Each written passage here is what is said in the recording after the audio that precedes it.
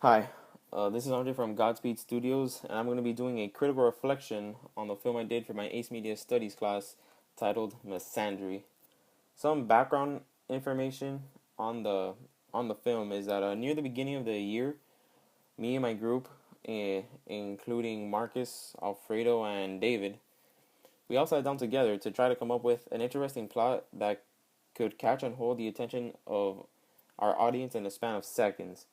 Of the four ideas we came up with, the most exciting and captivating story was that of a crazy jealous girl who hunts down her boyfriend. From there, we continued to build upon the story and develop the characters and motives further until we had a finalized coherent plot.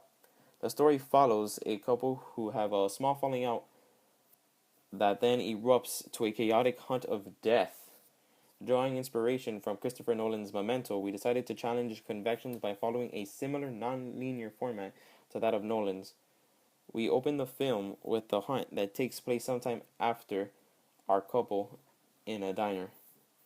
The scene that follows is our couple enjoying a date in a diner where the young man, Oscar, is caught cheating, or it could also be interpreted as talking to another girl, which aggravates his girlfriend Sewell. It then cuts back to the forest, revealing that Sewell is the hunter firing shots at Oscar. This format allows for a greater payoff in the storytelling and capturing the viewer's attention. This film is an exaggerated take on the way couples handle differences in their relationships and screw ups that might happen along the way. It's basically more or less a satirical view on angsty teens. The reaction we hope to get from our audience is suspense. Misandry in its entirety is a thriller, so we hope to have our audiences at the edge of their seats by not letting them know what's going to happen next. An example of this would be what we call the Sewell reveal, which reveals Sewell to be the hunter. We plan to get this short film distributed as a real media text through our school's film festival.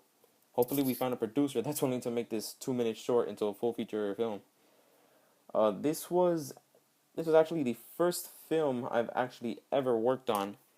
This allowed me to gain a lot of experience on the camera. I was able to take a lot of nice shots for the first time.